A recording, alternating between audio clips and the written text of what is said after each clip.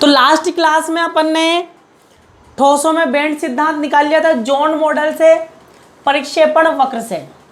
ठीक है, तो जॉन मॉडल क्या कहता है? जॉन मॉडल यूँ कहता है कि भाई जब क्रिस्टल में इलेक्ट्रॉन चलते हैं, तो जब इलेक्ट्रॉन चल रहे हैं तो डी ब्रोगली क्या बोल रहा है? डी ब्रोगली बोल रहा है कि प्रत्येक गतिशील कण के साथ एक तरंग संबंधित की जाती है, जिसका तरंग दैर्ध्य किसका होता है? एंगस्ट्रॉम कोटि का होता है। ठीक है, तो उस आधार पर जॉन ने क्या बोला था बेटा? जॉन ने यूँ बोला कि भैया बात कुछ ऐसी है, जब इलेक्ट्रॉन चलेगा तो इलेक्ट्रॉन की डी ब्रोगली तरंग दैर्ध्य एंगस्ट्रॉम कोटि की है, साथ में परमाणु के बीच अंतर परमाणविक दूरी भी एंगस्ट्रॉम कोटि की है। तो इलेक्ट्रॉन का परमाणुओं से क्या होता है? इलेक्ट्रॉन का परमाणु से क्या होता है? विवर्तन होता है। तो उस विवर्तन के आधार पर जॉन ने क्या सिद्ध कर दिया कि ठोसों में क्रिस्टल में क्या पाए जाते हैं? बेंड पाए जाते हैं। क्या पाए जाते हैं? बेंड। ठीक है, अब ग्राफ बनाएंगे, ध्यान से देखो।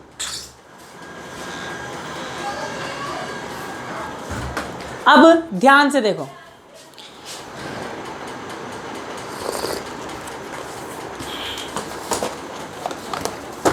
ध्यान से देखना बबलू।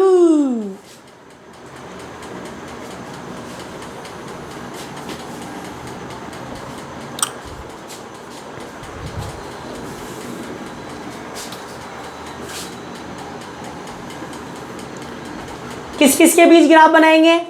वही ई और केन के बीच।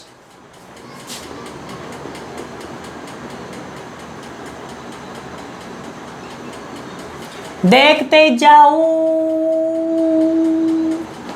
अरे देखते जाऊं, देखते जाऊं,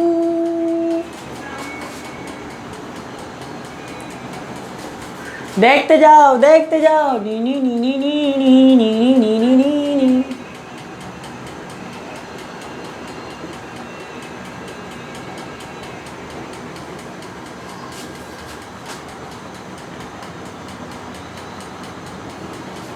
अब बताओ के का मान क्या आया था? के का मान क्या आया था?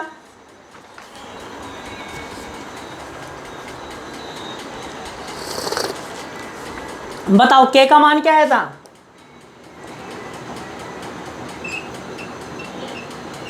यही आया था कि नहीं? यस और नॉट? बताओ। के का मान 1 रखूंगा, क्या आएगा? Pi upon D sine theta.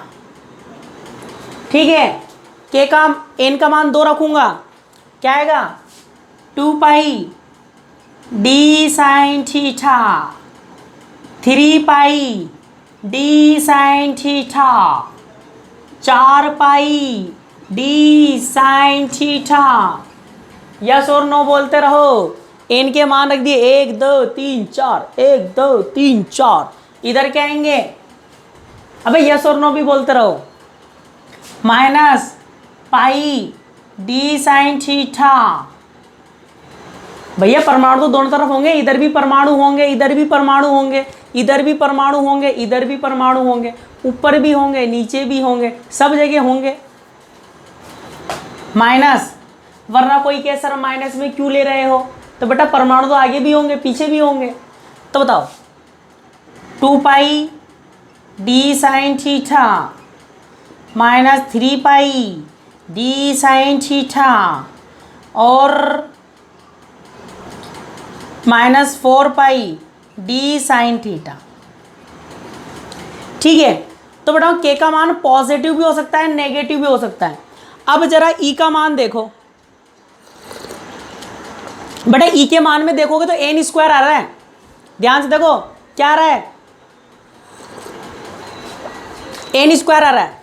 तो 1 रखेंगे तो 1 का स्क्वायर 1 प्लस में रहेगा। -1 रखेंगे तो -1 का स्क्वायर क्या आ जाएगा? +1। ठीक है, फिर 2 रखेंगे तो 2 का स्क्वायर 4, -2 रखेंगे तो -2 का स्क्वायर प्लस के 4। तो बताओ ई का ग्राफ तो सिर्फ क्या रहेगा? पॉजिटिव। नेगेटिव में जाएगा क्या? यस और नोट में आंसर दो जल्दी।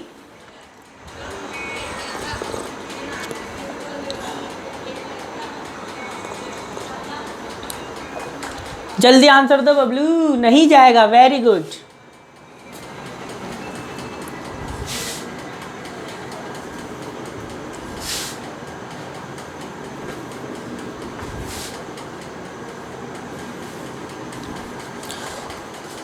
अब बेटा ध्यान से देखना,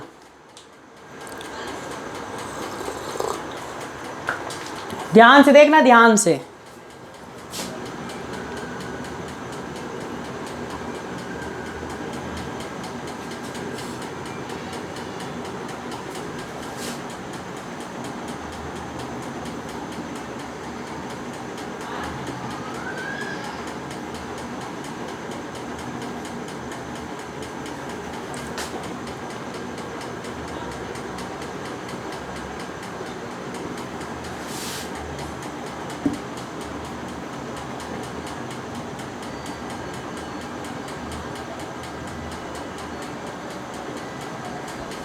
ठीक है, तो बेटा ऐसा ग्राफ मिलेगा, ऐसा ग्राफ बनेगा किसके अनुसार? जोन के अनुसार। पूछो क्यों?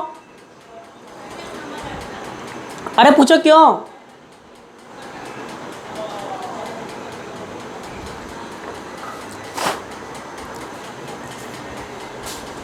तो बेटा बात कुछ ऐसी है, बताओ, अपन जानते हैं क्रिस्टल में क्या पाए जाते हैं? बेंड। और बेंड का मतलब मैं आप शुरू से क्या बता रहा हूं? बेंड का मतलब मैं आपको शुरू से क्या बता रहा हूं? कुछ ऐसे क्षेत्र होंगे जहां पर, कुछ ऐसे क्षेत्र होंगे जहां पर इलेक्ट्रॉन पाए जाएंगे और जहां पर इलेक्ट्रॉन की ऊर्जा का मान संभव होगा, और कुछ क्षेत्र ऐसे होंगे जहां पर इलेक्ट्रॉन नहीं पाए जाएंगे। तो ध्यान से देखना, जहां पर इलेक्ट्रॉन पाया जाएगा वहां पर इलेक्ट्रॉन की ऊर्जा पाई जाएगी। ठीक है, तो जहां पर इलेक्ट्रॉन पाया जाएगा उसको तो अपन क्या बोलते हैं बेटा? अनुमत बैंड। क्या बोलेंगे? अनुमत बैंड बोलेंगे। ठीक है, और जहां पर नहीं पाया जाएगा, बताओ, n बराबर 1 रखेंगे, मान प्राप्त होगा। n बराबर 2 रखेंगे तो 2 का कितना आएगा बेटा? 4। 2 का कितना आएगा? 2 का स्क्वायर कितना आएगा? 4। इसका मतलब 2, 3, 4 मान क्या होगा? गायब। तो बीच के मान क्या हो जाएंगे? गायब। जब बीच के मान गायब होंगे तो कहने का मतलब वहां पर इलेक्ट्रॉन की ऊर्जा, बिना ऊर्जा वाला इलेक्ट्रॉन नहीं पाया जाएगा। मतलब उस बैंड को अपन क्या बोलेंगे? वर्जित बैंड। क्या बोलेंगे? वर्जित बैंड। ठीक है, यस और नो में आंसर देते रहो। फिर बताओ, मान रखेंगे, मान प्राप्त होगा। अनुमत बैंड। फिर क्या बोलेंगे? वर्जित बैंड। और फिर अनुमत band. Allowed band, forbidden band, allowed band, forbidden band, allowed band, forbidden band, allow band. ठीक है, तो इसको बनाओ। देखो भाई, देखो के तो सभी मान संभव है, के तो बेटा सभी मान संभव है। देखो के तो सभी मान संभव है, इधर भी आएगा, है ना? देखो के का तो यहां भी मान संभव है, के का तो यहां भी मान संभव है, के का तो यहां भी मान संभव है। तो के तो सभी मान संभव है, पर ई के कुछ मान संभव, कुछ मान असंभव है। देखो ई का एक मान मिला संभव, n बराबर 1 के लिए संभव, n बराबर 2 के लिए, फिर संभव, फिर असंभव, फिर संभव। तो संभव, असंभव, संभव, असंभव। ठीक है, तो कहने का मतलब ई के कुछ मान संभव है और कुछ मान असंभव है। तो कहने का मतलब जहां मान संभव है मतलब ऊर्जा वाले इलेक्ट्रॉन पाए जाएंगे, और जिस क्षेत्र में ऊर्जा वाले इलेक्ट्रॉन पाए जाएंगे उसको अपन क्या बोलेंगे? अनुमत बैंड। और जहां पर इलेक्ट्रॉन नहीं पाए जाएंगे, भाई ऊर्जा नहीं है ना, पर अपन क्या बोलते हैं? इलेक्ट्रॉन तो हमेशा गतिमान रहता है, इलेक्ट्रॉन गतिमान है मतलब उसमें गतिज ऊर्जा होगी। तो कहने का मतलब यहाँ पर तो कोई ऊर्जा दर्शा ही नहीं रहा, मतलब इस क्षेत्र में कोई इलेक्ट्रॉन नहीं है, और जहाँ इलेक्ट्रॉन नहीं होंगे उसको अपन क्या बोल रहे हैं? वर्जित बैंड। क्लियर है? यस और नॉट? इसको बनाओ।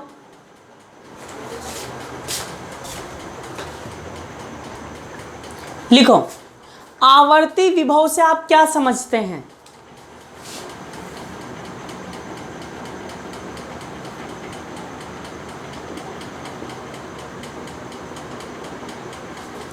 आवर्ती विभव से आप क्या समझते हैं? What do you mean periodic potential? Periodic potential, आवर्ती विभव से आप क्या समझते हैं?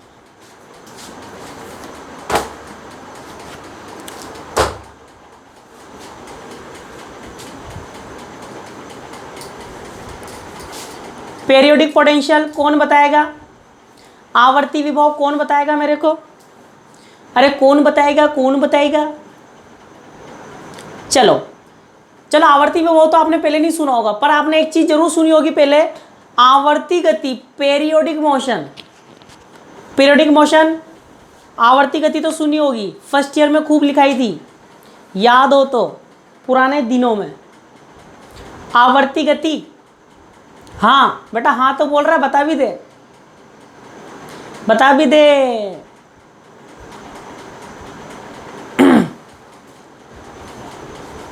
ध्यान सुनना, याद नहीं होगी तुम्हें।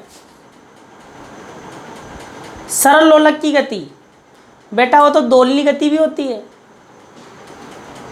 ऑसिलेटरी मोशन भी होता है, दोलनी भी तो होता है। ध्यान सुनो, एसी गति, एसी गति, पहले आवर्ती गति की बात कर रहा हूं, आवर्ती विभव की बात नहीं कर रहा हूं, है ना, गति से विभव पर लेके जाऊंगा। एसी गति जिसमें कण, ऐसी गति जिसमें कण निश्चित समय अंतराल के पश्चात, निश्चित समय अंतराल के पश्चात अपने पथ को दोहराता है, अपने पथ की क्या करता है, पुनरावृत्ति करता है, रिपीट करता है अपने पाथ को। एक सर्टेन टाइम पीरियड के बाद अपने पाथ को क्या करता है, रिपीट करता है। क्या कहलाता है? Periodic motion. क्या कहलाता है? आवर्ती गति कहलाती है। रिपीट होनी चाहिए, क्या होनी चाहिए? रिपीट। तो बताओ, तो बताओ एग्जाम्पल क्या होगा बेटा? घड़ी की सुई, घड़ी की जो सुइयां हैं, बताओ सेकंड वाली जो सुई है, सेकंड वाली सुई हर 60 सेकंड के बाद अपने पथ को क्या करती है? दोहराती है। ठीक है, कौन सी गति है? आवर्ती गति। कौन सी गति है? Periodic motion. मिनट वाली सुई, मिनट वाली सुई हर 60 मिनट में अपने पथ को दोहराती है। ठीक है, कौन सी गति है? आवर्ती गति। कौन सी गति है? Periodic motion. घंटे वाली सुई हर 12 घंटे में अपने पथ को दोहराती है। कौन सी गति है? आवर्ती गति।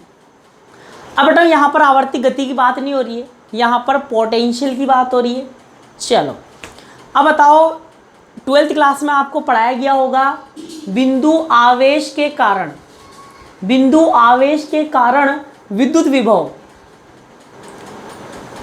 ये तो बच्चे बच्चे को याद होना चाहिए यार, आवर्ती गति भी तुम्हें याद होनी चाहिए थी, फाइनल ईयर में आइए।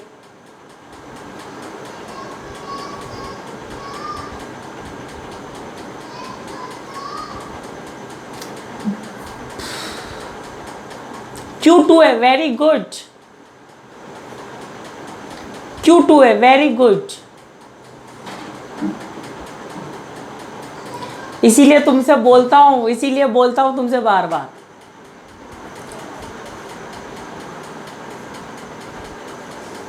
K/R, वेरी गुड, K/R सही है।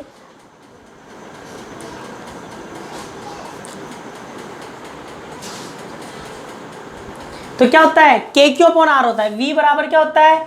K/R। ठीक है, तो बताओ विभव किस पर निर्भर कर रहा है? दूरी पर निर्भर कर रहा है। विभव किस पर निर्भर कर रहा है? दूरी पर निर्भर करता है विभव। पोटेंशियल किस पर डिपेंड कर रहा है? Depends on distance. ठीक है, तो पोटेंशियल डिपेंड कर रहा है बेटा डिस्टेंस पर। तो आवर्ती विभव क्या होगा? यहीं से परिभाषा क्या बनाएंगे? ऐसा विभव, ऐसा विभव जिसकी एक निश्चित दूरी के बाद, गति में तो क्या बोलते हैं? निश्चित समय अंतराल के बाद, after a certain time period. यहाँ क्या बोलेंगे? निश्चित दूरी के बाद, आफ्टर अ सर्टेन डिस्टेंस। निश्चित दूरी के बाद विभव की पुनरावृत्ति होती है। विभव की क्या होती है? पुनरावृत्ति होती है। क्या कहलाता है? आवर्ती विभव। क्या कहलाता है? आवर्ती विभव। मैथमेटिकल फॉर्म में क्या लिखेंगे? जैसे मान लिया किसी बिंदु पर विभव कितना है, Vx, V मान लेता हूं, Vx मान लिया, ठीक है। फिर जैसे बताओ सेकंड वाली सुई है, 60 सेकंड चली है ना, वापिस अपने पथ को दोहराएगी, ऐसे मान लिया Vx प्लस ए पर भी, x प्लस ए पर मतलब a दूरी बाद, x से a दूरी बाद, x a 2a 3a, a ने एक निश्चित दूरी के बाद वही विभव प्राप्त हो रहा है, Vx plus 2a, Vx plus 3a, एक निश्चित दूरी के बाद विभव की क्या होगी, पुनरावृत्ति होगी, बार बार रिपीट होगा, क्या कहलाएगा, आवर्ती विभव। तो लिखो ऐसा विभव, आंसर में ऐसा विभव। और बेटा इंग्लिश मीडियम वालों के लिए यूनिट नंबर फर्स्ट का मैंने पीडीएफ अपलोड कर दिया है उस पर, तो आप देख लें उसको। तो लिखो ऐसा विभव जिसकी एक निश्चित दूरी के बाद पुनरावृत्ति होती है,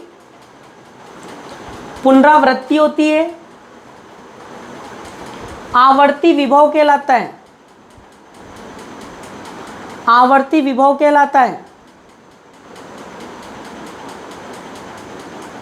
अगले लाइन से लिखो, नीचे चित्र में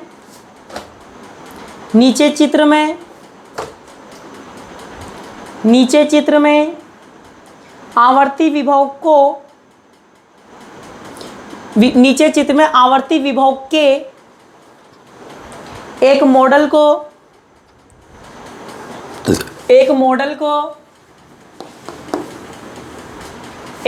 को प्रदर्शित किया गया है। एक मॉडल को प्रदर्शित किया गया है।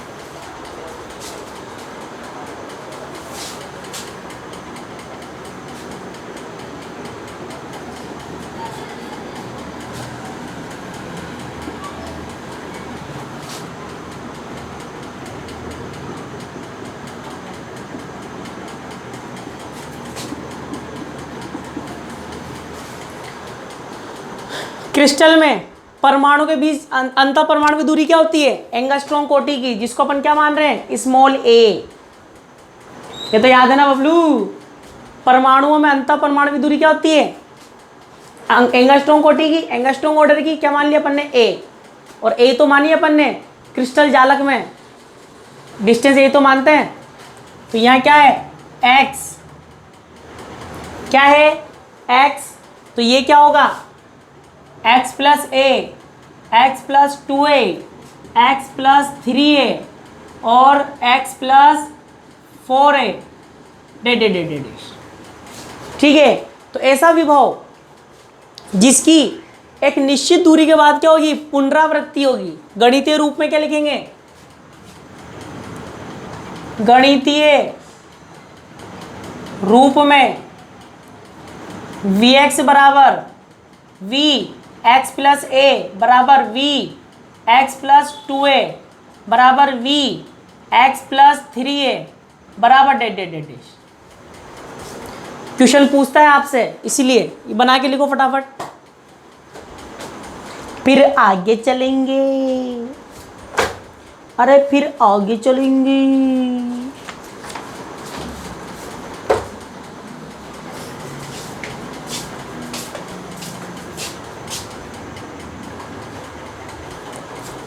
तो लिखो बताओ, नेक्स्ट टॉपिक मोस्ट इंपॉर्टेंट है। मोस्ट इंपॉर्टेंट क्यों बोल रहा हूं? क्योंकि हर साल 10 नंबर में रिपीट होता है, 10 नंबर में रिपीट होता है। इस यूनिट में 2 टॉपिक ऐसे हैं जो 10 नंबर में आते हैं। पहला टॉपिक जो अपन पढ़ रहे हैं जिसका नाम है ब्लॉक प्रमेय। क्या है? ब्लॉक प्रमेय, ब्लॉक थ्योरम। और दूसरा होता है बेटा Kronig Penney model, Kronig Penney model, Bloch प्रमेय, क्रोनी पेनी मॉडल। ठीक है, तो पहले ये पढ़ेंगे, 10 नंबर में आता है। फिर क्रोनी पेनी पढ़ेंगे, वो भी 10 नंबर में आता है। ठीक है, तो पहले लिख लो इसको, फिर आगे चलेंगे।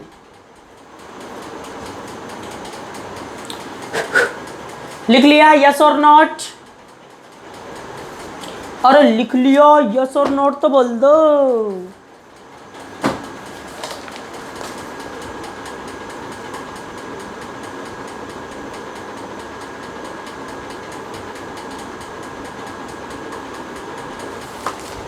चलें, अब बिल्कुल अगर सो रहे थे, अगर नींद आ रही थी, 10 बजने वाली है, नींद आ रही थी तो जाग जाना अब।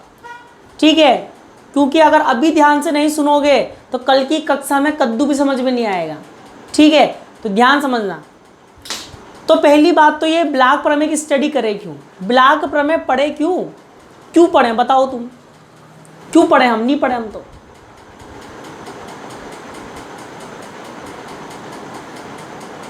ध्यान से सुनना।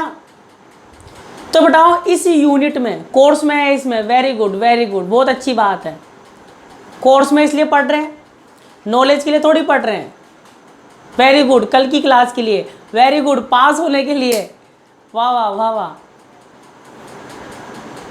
तो बताओ ध्यान से सुनो, बहुत अच्छे अच्छे पेपर भी देना। वेरी गुड वेरी गुड, बहुत अच्छी बात है, पढ़ाई करो। तुम्हें डिग्री चाहिए बस, तुम्हें कुछ नहीं चाहिए, तुम्हें डिग्री चाहिए बस। हमें तो डिग्री मिल जाए बीएससी की, हो गया हमारा काम, है ना। देखो क्या करोगे डिग्री लेके, क्या क्या क्या करोगे? पूजा करोगे डिग्री की, क्या करोगे? अब ध्यान सुनो, चलो ठीक है, बाद में बात करेंगे। अब बेटा मेरी बात सुनो, पहली बात तो ब्लॉक प्रमेय की स्टडी करेगी। ठीक है, ब्लॉक प्रमेय की स्टडी क्यों करते हैं बताओ? इस यूनिट में, इस यूनिट में अपन क्या कर रहे हैं, अपन का मेन उद्देश्य क्या है इस यूनिट पढ़ने का? ये यूनिट पढ़ क्यों रहे हैं? ये यूनिट अपन इसलिए पढ़ रहे हैं, अपन को ये सिद्ध करना है, अपन को ये सिद्ध करना है ठोसों में ऊर्जा बैंड पाए जाते हैं। ठीक है, ठोसों में, सॉलिड्स में क्या है बेटा? एनर्जी बैंड है, ये अपन को प्रूव करना है। सबसे पहले अपन ने 2 बार प्रूव कर चुके हैं, 2 बार प्रूव कर चुके हैं। ध्यान सुनना, ये पढ़ना है इस यूनिट में। पहली बार अपन ने सिद्ध किया थ्योरेटिकल, हाँ या ना में जवाब भी देते रहना। पहली बार सिद्ध किया थ्योरेटिकल, 2 परमाणु के बीच अंतर क्रिया होती है, उभयनिष्ठ दीवार की ऊंचाई घट जाती है, जिससे प्रत्येक ऊर्जा स्तर 2 ऊर्जा स्तरों में विभक्त हो जाता है। एक परमाणु दूसरे परमाणु से अन्योन्य क्रिया कर रहा है तो प्रत्येक ऊर्जा स्तर 2 ऊर्जा स्तर में विभक्त हो जाएगा। और 10⁻29 परमाणु से अन्योन्य क्रिया करेगा तो 10⁻29 परमाणु ऊर्जा स्तर में विभक्त हो जाएगा। तो उन ऊर्जा स्तरों के समूह को क्या बोलेंगे? बैंड बोलेंगे। पढ़ा है कि नहीं? अरे पढ़ा है कि नहीं? पढ़ा है। ठीक है, तो वो तो अपन ने सिद्ध किया बेटा केमिस्ट्री के आधार पर। किसके आधार पर? केमिस्ट्री के आधार पर सिद्ध किया। थ्योरेटिकल पोर्शन था वो, कौन सा था? थ्योरेटिकल। फिर क्या हुआ, उसको अपन बोलते हैं, जो थ्योरेटिकल पोर्शन है बेटा उसको बोलते हैं चिरसम्मत यांत्रिकी के आधार पर। उसको क्या बोलते हैं? चिरसम्मत यांत्रिकी के आधार पर अपन ने क्या किया? ठोसों में बैंड की उत्पत्ति का अपन ने पता लगाया, ठोसों की बैंड, ठोसों में बैंड पाए जाते हैं, वो अपन ने सिद्ध कर दिया। ठीक है, फिर बाद में कौन आया? जॉन आया। जॉन आया अपना मॉडल लेके। जॉन ने कहा भाई मैं सिद्ध करूंगा कि भाई ठोसों में क्या पाए जाते हैं? बैंड पाए जाते हैं। उसने भी सिद्ध कर दिया कि भाई ठोसों में क्या पाए जाते हैं? बैंड पाए जाते हैं। तो जॉन ने क्या बोला कि बात कुछ ऐसी है कि क्रिस्टल में परमाणु गतिमान है तो उसकी डी ब्रोगली तरंग दैर्घ्य का परमाणु से क्या होता है, विवर्तन होता है, डिफ्रेक्शन होता है। तो उस डिफ्रेक्शन के आधार पर उसने बता दिया कि कुछ स्थान पर परमाणु इलेक्ट्रॉन उपस्थित होंगे जिनको अनुमत बैंड बोलेंगे, और कुछ स्थान पर नहीं होंगे जिनको वर्जित बैंड बोलेंगे, अलाउड बैंड, फॉरबिडन बैंड। ठीक है, अब आगे चलो। अब क्या हुआ, रिपीट कर रहा हूं ताकि तुम्हें याद रहे ना। अब क्या हुआ, अब ब्लॉक आया बेटा, ब्लॉक प्रमेय आई। तो बेटा अगर आपको याद हो तो सेकेंड ईयर की थर्मोडायनामिक्स में लास्ट में एक यूनिट थी क्वांटम यांत्रिकी। यस और नॉट, यस और नॉट, हाँ याद है तुम्हें, भूल तो नहीं गए तुम लॉकडाउन में? Very good. तो बताओ अपनी लास्ट में एक यूनिट थी जिसका नाम क्या था, क्वांटम यांत्रिकी। वहाँ पर मात्र एक डेमो था, पूरी पिक्चर यहाँ बाकी है, पूरी बुक है यहाँ पर है, क्वांटम यांत्रिकी के नाम से पढ़ाऊँगा। बहुत शानदार यूनिट है और बुक है, ऐसी ऐसी घटनाएं आएंगी सोचने पर मजबूर हो जाओगे। ठीक है, तो क्वांटम यांत्रिकी तो पढ़ेंगे अपन लास्ट में। पर अब सुनो, तो मैंने तुम्हें सेकेंड ईयर में लिखाया था क्वांटम यांत्रिकी और चिरसम्मत यांत्रिकी में अंतर, क्वांटम मैकेनिक्स और क्लासिकल मैकेनिक्स में डिफरेंस। सबसे बड़ा डिफरेंस क्या है बता दो?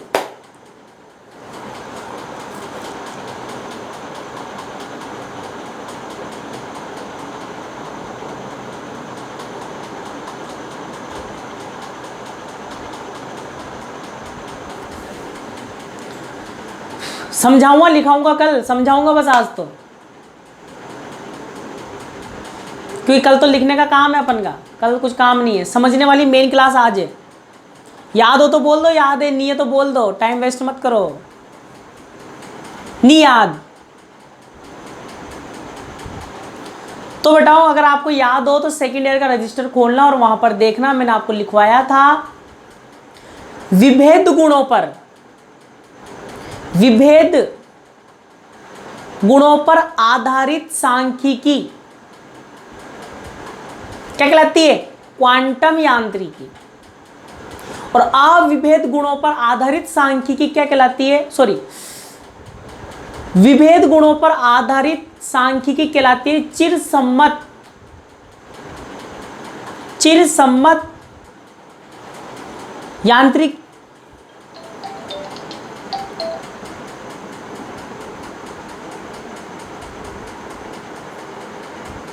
ठीक है, तो सुनो, मैंने आपको बताया था कि विभेद गुणों पर आधारित जो सांख्यिकी है उसको अपन क्या बोलेंगे, चिरसम्मत यांत्रिकी बोलेंगे। ठीक है, चिरसम्मत यांत्रिकी। और बेटा जो अविभेद गुणों पर आधारित होगी, अविभेद गुणों पर आधारित जो होगी उसको अपन क्या बोलते हैं, क्वांटम यांत्रिकी बोलते हैं। ध्यान से समझना, फिर बोल रहा हूं। ठीक है, सिंपल लैंग्वेज में मैं आपसे बोलूं तो बताओ चिरसम्मत यांत्रिकी क्या होती है, जिसमें आप विभेद कर पाते हो। मान लो दो, कट गई मीटिंग कट गई।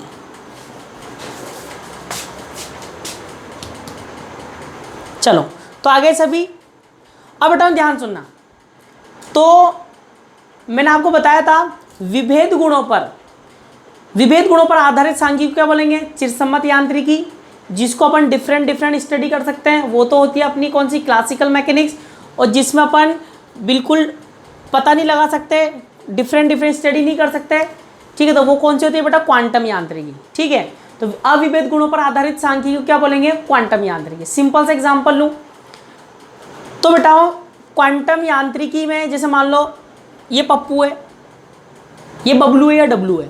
ठीक है, तो इन बबलू डब्लू को आप नहीं पहचान सकते कि कौन बबलू है कौन डब्लू है। ठीक है, अविभेद गुणों पर आधारित होती है। और जबकि चिरसम्मत में आप पहचान सकते हो कि ये बबलू है और ये डब्लू है, ये डब्लू और ये बबलू है। ठीक है, जिसको मैं डिटेल में आपको समझाऊंगा कहाँ पर, क्वांटम यांत्रिकी जब यूनिट बुक चलेगी ना क्वांटम यांत्रिकी, तो वहाँ पर मैं आपको एक एक चीज़ समझाऊंगा। ठीक है, और बताओ चिरसम्मत यांत्रिकी में किसी भी कण की स्थिति को व्यक्त करने के लिए, क्लासिकल मैकेनिक्स में किसी भी पार्टिकल की पोजीशन को डिफाइन करने के लिए अपन क्या करते हैं, x1 y1 z1 x2 y2 z2 ये करते हैं, ठीक है। जबकि क्वांटम यांत्रिकी में, क्वांटम मैकेनिक्स में किसी भी कण की, वहां पर लिखा है मैंने सब, सेकंड ईयर में देखना, क्वांटम यांत्रिकी में किसी भी कण की स्थिति को व्यक्त करने के लिए किसको परिभाषित करते हैं? तरंग फलन को। किससे दर्शाते हैं? साई से। किससे दर्शाते हैं? साई से। साई आर और टी का फलन होता है बबलू। साई क्वांटम मैकेनिक्स में पार्टिकल की पोजीशन को डिफाइन करने के लिए किसको करते हैं? वेव फंक्शन डिफाइन करते हैं। किसको डिफाइन करते हैं बताओ? Wave function. और वेव फंक्शन जो है वो किस किस का फंक्शन है? आर स्थिति, पोजीशन और टाइम का फंक्शन है, ठीक है। तो बताओ यहाँ पर कण की स्थिति अगर आपको निकालनी है क्वांटम यांत्रिकी में तो किसको परिभाषित करते हैं? साई आर टी को। साई आर टी क्या है? तरंग फलन है। तो क्वांटम यांत्रिकी, अब अपन क्या करेंगे बताओ? ब्लैक प्रमेय में अपन क्या करेंगे? क्वांटम यांत्रिकी के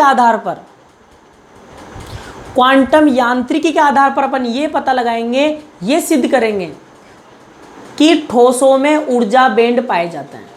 पहले किस आधार पर सिद्ध किया? क्लासिकल चिरसम्मत के आधार पर। अब किस आधार पर करेंगे? अब करेंगे क्वांटम यांत्रिकी के आधार पर। इतना क्लियर है? यस और नोट? तो आगे चलूं, जल्दी बोलो।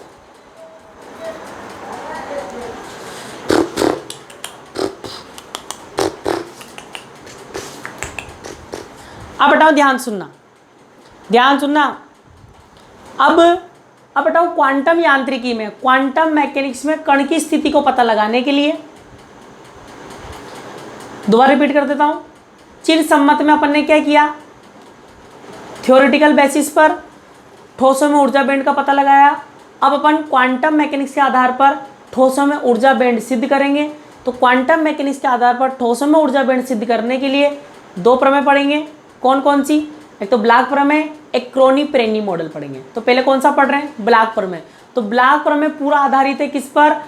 क्वांटम मैकेनिक्स पर आधारित है, क्वांटम यांत्रिकी पर आधारित है, ठीक है। तो क्वांटम यांत्रिकी में किसी भी कण की स्थिति को व्यक्त करने के लिए तरंग फलन को परिभाषित करते हैं, जिसको किससे दर्शाते हैं? साई आर टी से। अब आगे की पिक्चर सुनो। अब बताओ, एक साइंटिस्ट था श्रोडिंजर। तो श्रोडिंजर ने, जब मैं आपको क्वांटम यांत्रिकी पढ़ाऊंगा तो वहाँ पर श्रोडिंजर ही आएगा बस, तो पूरा योगदान श्रोडिंजर का ही है। तो इस साई आर टी के व्यवहार को जानने के लिए, इस तरंग फलन के वेव फंक्शन के बिहेवियर को जानने के लिए श्रोडिंजर नामक साइंटिस्ट ने क्या की? दो समीकरणें दी, जो कि आप केमिस्ट्री में लिखते भी हो। दो समीकरणें दी, एक होती है बेटा समय आश्रित समीकरण और एक होती है समय अनाश्रित समीकरण। मतलब दो कौन कौन सी? एक तो टाइम डिपेंडेंट और टाइम इंडिपेंडेंट। एक तो जो टाइम पर डिपेंड करेगी वो, और एक जो टाइम पर डिपेंड नहीं करेगी वो, ठीक है। तो बेटा यहाँ पर अपन क्या करेंगे? यहाँ पर अपन श्रोडिंजर की वो समीकरण का उपयोग करेंगे जो समय पर निर्भर नहीं करती है, समय अनाश्रित, टाइम इंडिपेंडेंट इक्वेशन का, समय अनाश्रित समीकरण का उपयोग करेंगे। अब समय अनाश्रित समीकरण का उपयोग क्यों करेंगे उसको मैं आपको डिटेल में बताऊंगा, फुल डिटेल में बताऊंगा। कब? जब अपनी क्वांटम मैकेनिक्स बुक स्टार्ट होगी ना, तब मैं आपको बताऊंगा।